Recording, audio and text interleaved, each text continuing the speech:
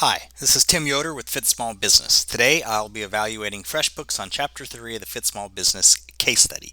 Chapter 3 deals predominantly with accounts receivable, but we will be dealing with some cash management features as well as inventory. So let's get started.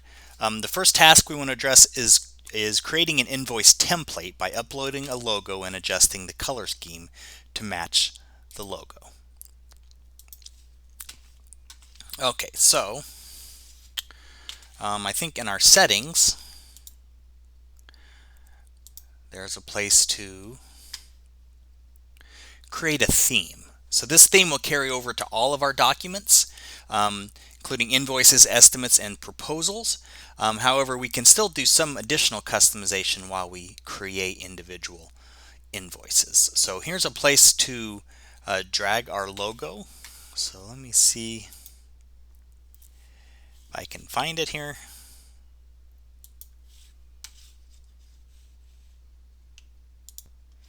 So here's our logo in a JPEG file. I'm just going to drag it over. Let me try that again. There we go.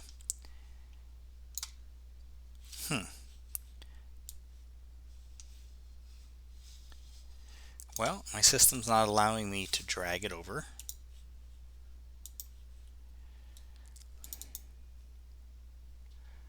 So let me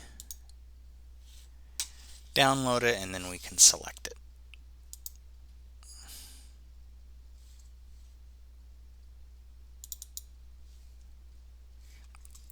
Okay, so there's our plumbing logo. Now we want to choose some colors to kind of match it, probably that blue color. And now we have some fonts, so it looks like we just have two fonts to choose from. Okay, so very nice looking invoice. Not a lot of customization we can do at this point, but we can do some additional customization when we create individual invoices. Okay, so let's hit save to save our logo and color scheme. Okay, great. So now it also wanted us to put a personalized message at the bottom of invoices thanking the customers for their business. We were not able to do that. However, when we create individual invoices, we will be able to add an individualized message. Okay, so let's create our first invoice.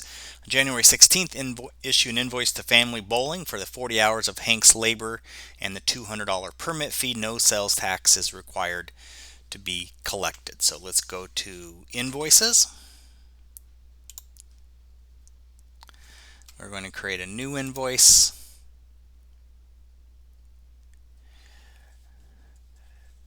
To Family Bowling.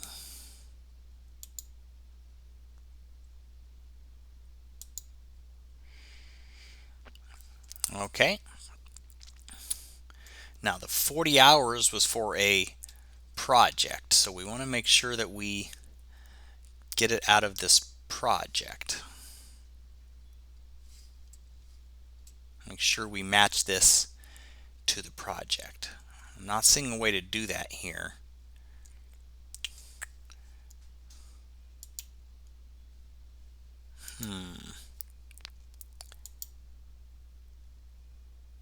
Here we go. Import unbilled time expenses and projects. So let's click on that. Okay. So we can choose all unbilled expenses for this client. So it looks like the 40 hours of labor is this let's see. Can we get a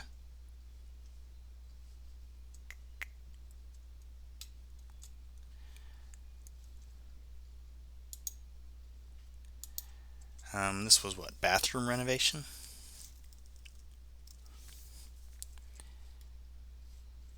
Here we go. So let's select just the bathroom renovation. Okay, I guess that's all.